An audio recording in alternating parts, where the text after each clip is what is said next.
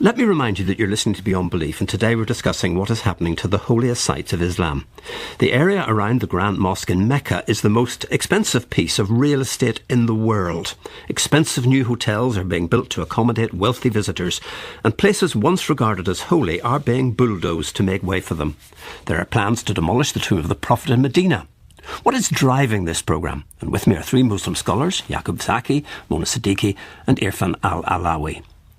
Mecca and Medina are the focus for the annual Hajj pilgrimage, which every healthy Muslim who can afford it is obligated to undertake once in their lifetime.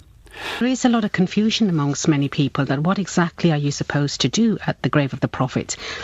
For many people, it's such an emotional experience that they kind of are not thinking straight about, well, what does my Islam teach, or how should I be? I remember when I did the Umrah myself, and afterwards we went to Medina, and there were some people who were crying and almost wailing, and they were being told to just stay back and not approach the actual screen itself. And also some people were being shouted at for becoming too emotional. So I think there is a general sense in mainstream Islam that when you approach a grave, you are silent, that you say prayers, but that you say them in silence, and that you venerate or revere the place you're at without becoming too emotional. But I think a lot of people are really overcome by the whole occasion. Yaqub. Well, of course, Mona is right in distinguishing between prayers for the dead and seeking their intercession, which is what many people do. However, we have to remember that the Quran does not specifically forbid intercession. It says in the second chapter of the Quran, "Who shall intercede with him save by his permission," which implies that it is permitted but not necessarily accepted. Mona? There are various traditions that, some which say that the Prophet will intercede on behalf of his community, or that there will be intercession by the permission of God. But most people, I think, do generally feel that when they are praying at the site of either a saint or, in this case, a prophet's tomb, that somehow the very presence of this tomb or this grave is almost like a link between them and God. And so many people actually start to, rather than pray for somebody else, end up praying to the place. And I think that's really where the problem lies. But in many cultures, in many parts of the non-Arab world, people don't see that distinction. Irfan, isn't there a point in the Hadith, for instance, where it says you can pray at the Prophet's grave? Absolutely, there are traditions. And for us to come and pray at the Prophet's tomb is not directly doing prostration to the Prophet. It's an intermediary because he's the man of God. And you see, it's an evil ideology, and I think it's a sickness of the heart that the Saudis have developed, that every Muslim who goes and prays in the city of Medina, or goes and prays at any of the holy cemeteries in Mecca or Medina where the Prophet's family or his companions are resting, they are forbidden to enter these cemeteries on some occasions, because simply that they believe that we are prostrating to these graves. But it has been the practice of the Prophet. It has been the practice of his successors, who have encouraged to go and pray at the Uhud, where his uncle has been martyred. So it's not that we are prostrating to these people, but we are doing the same practice that the Prophet Muhammad himself had followed.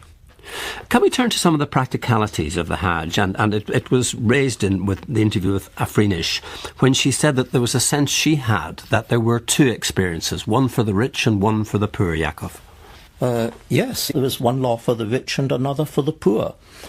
And these class distinctions are anathema to Islam, which is a message of human equality. And I cannot think of any better way of undermining and discrediting our religion. Would it be possible today, for instance, for a very rich Muslim to go to Mecca and experience the Hajj, at least within Mecca, without leaving his room in a 6-star hotel? Yes, they are delivering 5-star packages now.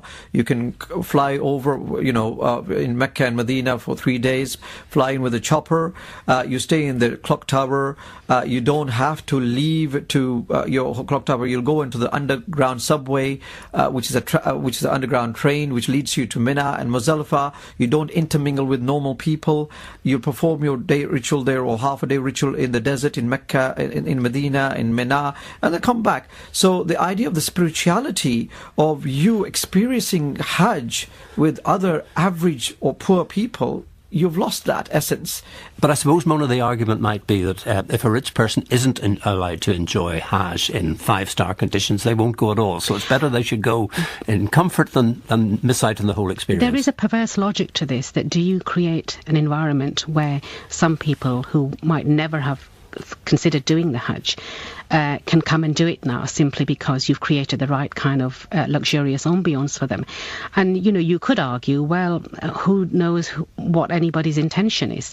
But I think that the fact that we have got to this level now, where people don't necessarily even need to leave their hotel or the wider hotel area in order to do Hajj, actually misses the point that Hajj is not meant to be a comfortable exercise. Hajj is meant to be a trial. Hajj is meant to challenge you. And Hajj is meant to challenge you with all the trials of being with ordinary people. This is why, for whatever people's intentions are, once you are there and once you are circumambulating the Kaaba, you are just an ordinary person like anybody else, irrespective of your background, your wealth and your status.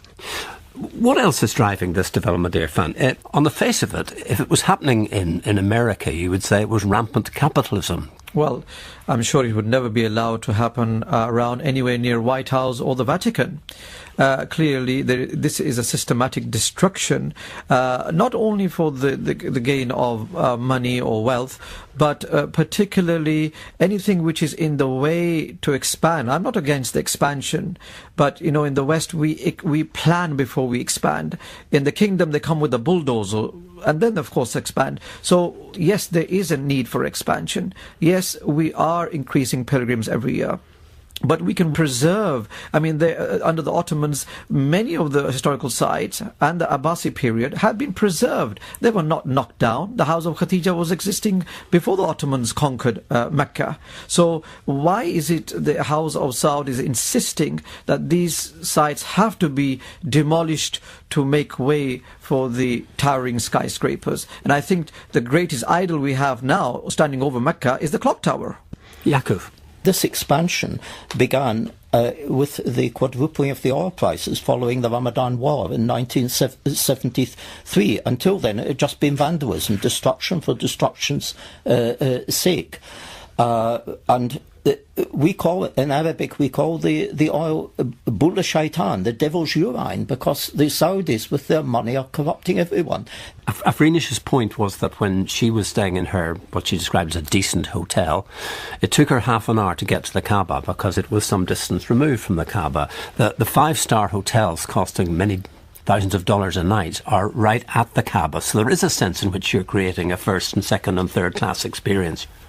People are going to be priced out, and people are going to be priced out probably in years to come, or if it's not already happening, from those hotels that are nearest to the Kaaba. And that actually impacts on people's experience of the Hajj in real ways, which I think is going against the very spirit of the pilgrimage. It's almost as if money is going to try and buy faith and allegiance, but money can't buy faith and allegiance. I'd like to ask each one of you a final question as we draw this programme to a close. What one thing that's absolutely essential to Islam would be lost if these sites are destroyed, Yaakov? I think I've already answered that, in that future generations will question the validity of the Quranic revelation if the spiritual geography of the Quran be distorted. Irfan.